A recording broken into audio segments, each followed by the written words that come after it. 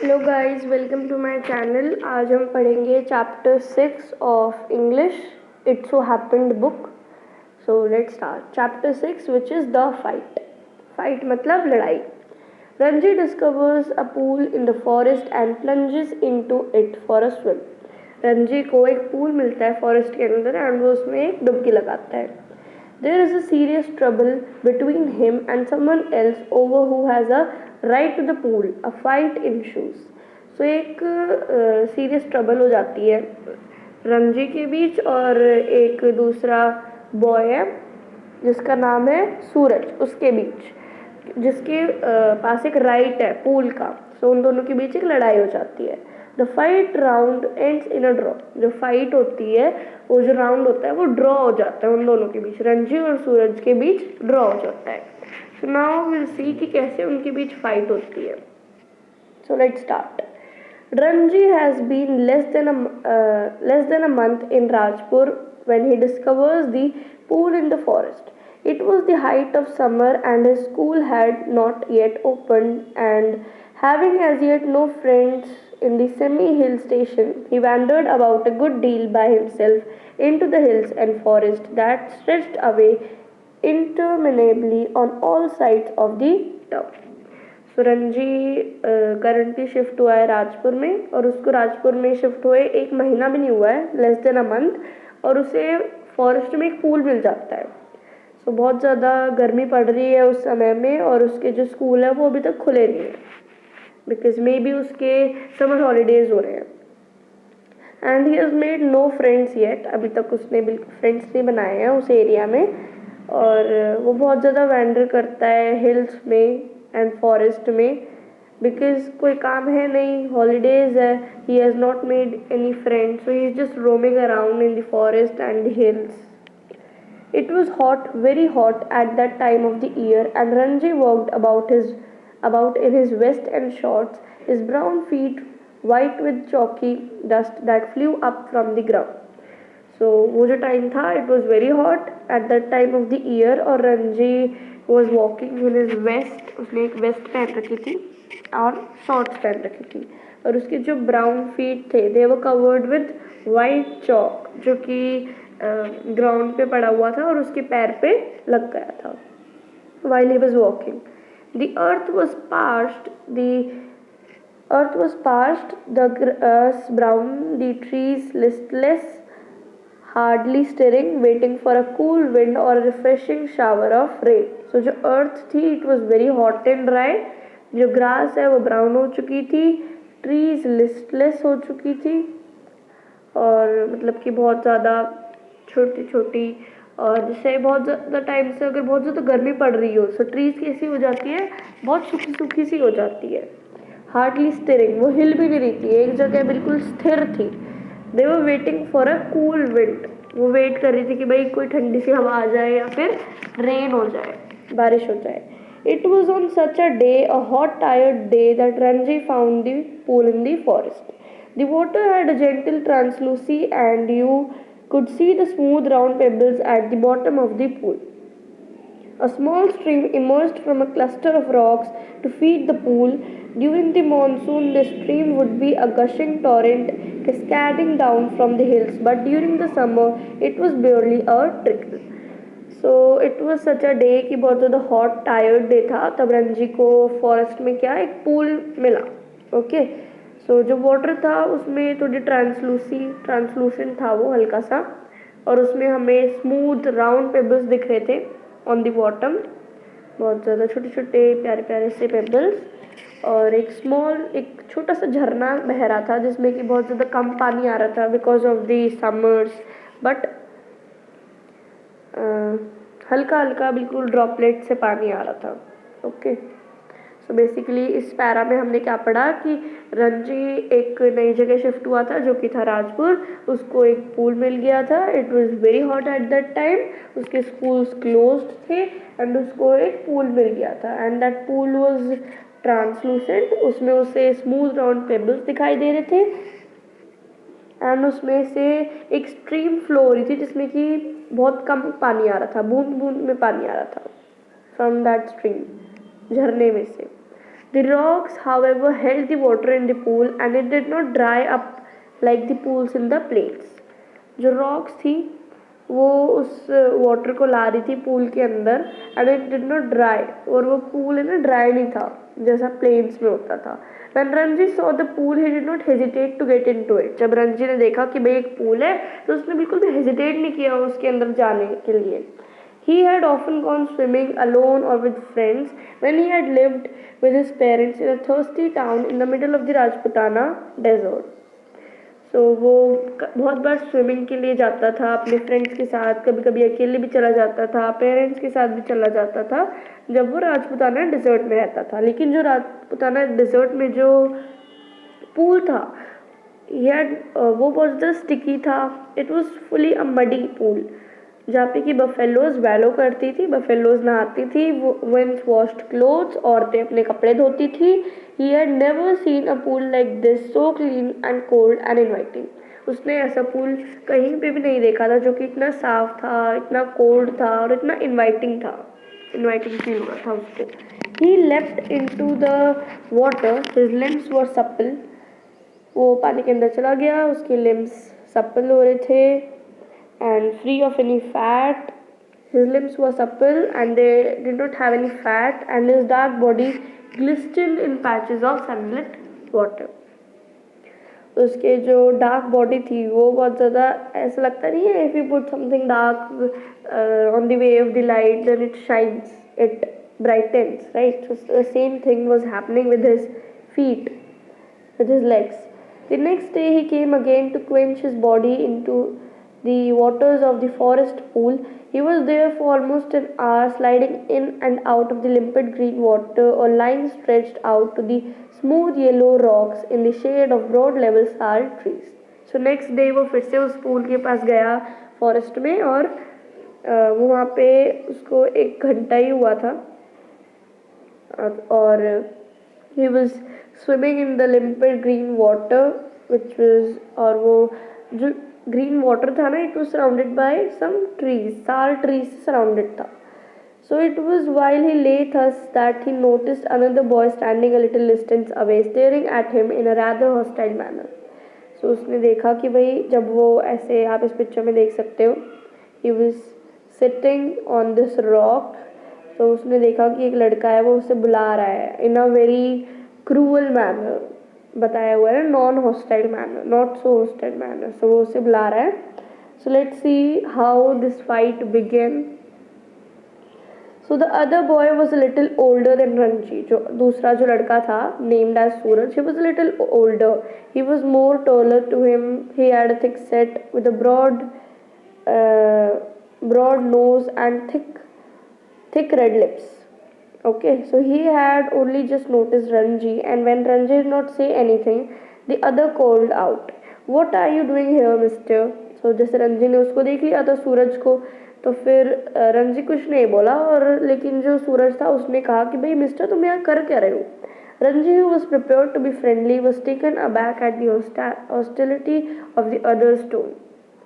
सो रंजी जो कि मतलब बिल्कुल तैयार था उससे अच्छी तरह से बहुत फ्रेंडली वे में बात करने के लिए, तो वो उसको भी लगा कि भाई ये मेरे से अच्छी तरह से बात नहीं कर रहा तो मैं ही क्यों इससे अच्छी तरह से बात करूँ. सो उसने कहा कि भाई आई एम स्विमिंग, मैं तो स्विमिंग कर रहा हूँ. Why don't you join me, तुम मुझे ज्वाइन क्यों नहीं कर लेते हो. फिर भी वो एक फ्रेंडली वॉइस में कह रहा था कि तुम भी ज्वाइन कर लो.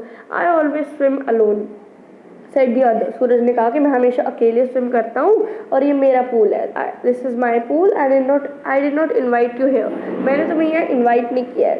सो he was very rude and cruel as you can see in the paragraph. The stranger strode up to Ranji.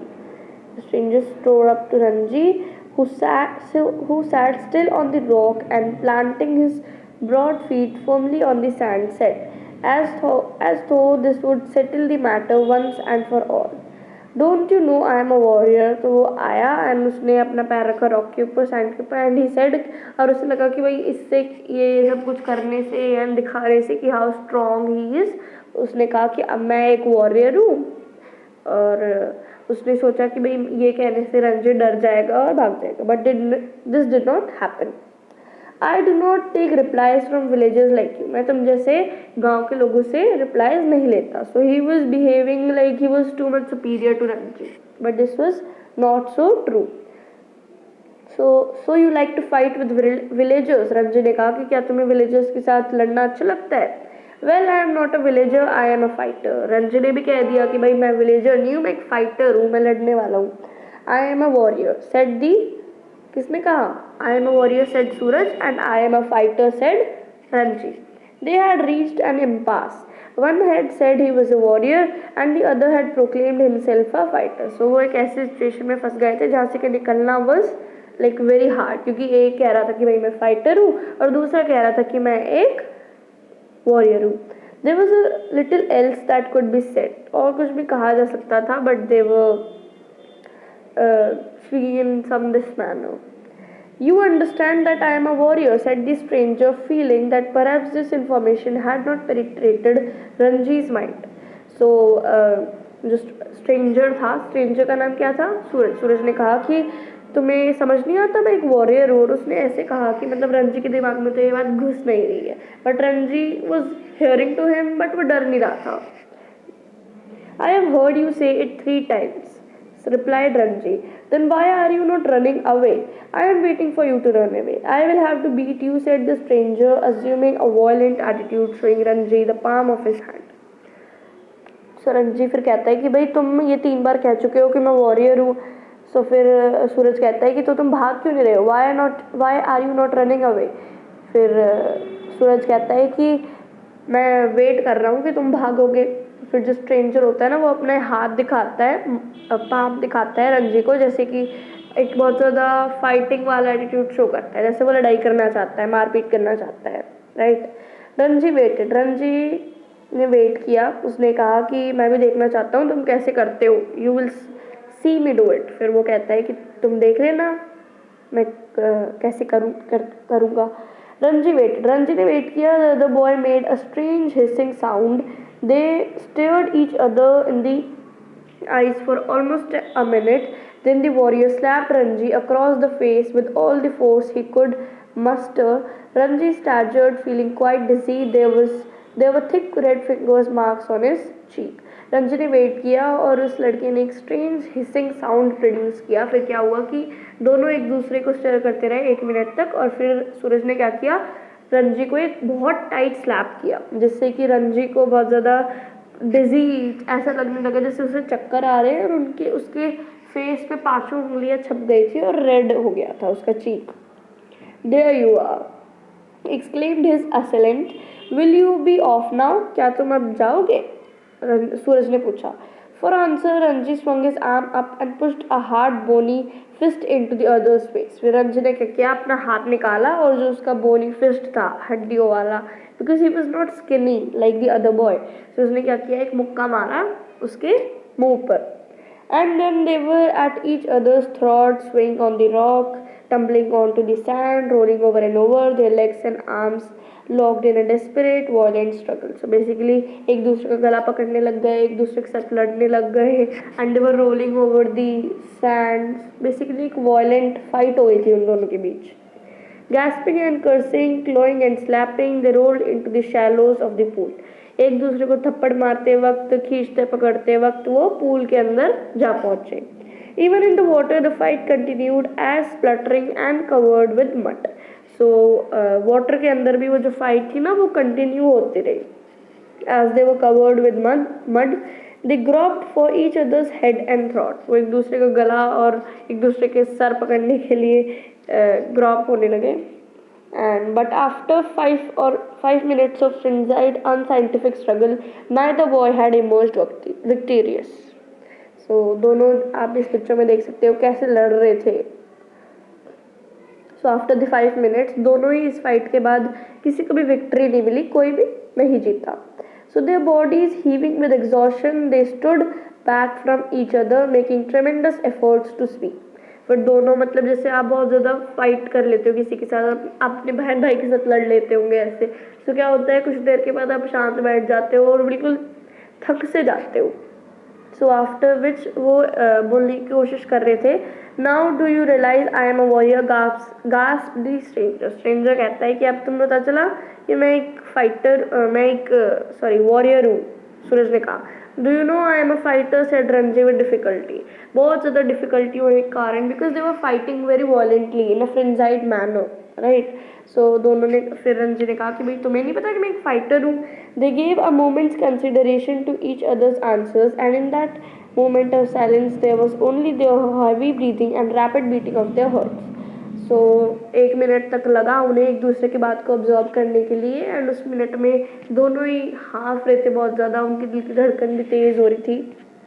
Okay, so then you will not leave the pool, said the warrior. Warrior ने कहा कि ठीक है तो तुम pool leave नहीं करोगे। I will not leave it, said Ranji. Then we shall have to continue the fight, said the other.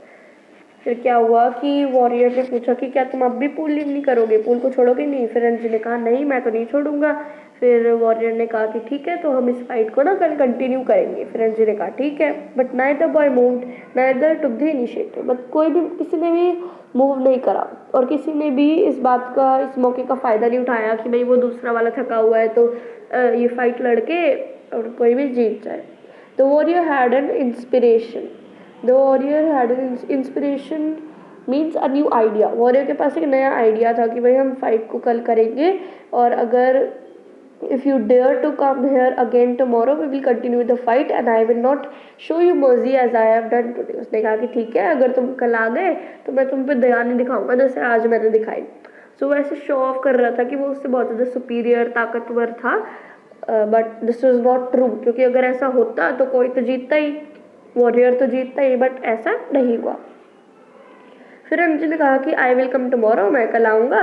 I will be ready for you, मैं तुम्हारे लिए तैयार रहूँगा। They turned from each other then and going to their respective rocks put on their clothes and left the forest by different routes। So दोनों एक दूसरे से मुड़ गए, दोनों ने अपने अपने रॉक्स पे गए, अपने कपड़े पहने और फॉरेस्ट से चले गए डिफरेंट डिफरेंट पाथ से। कोई एक रास्ते से गया, जैसे मान लो ये फॉरेस्ट है, कोई इधर से चला गया और कोई इधर से चला गया, दोनों डिफरेंट डिफरेंट पाथ से चले गए। So we'll continue with the part 2 of this story in the next video.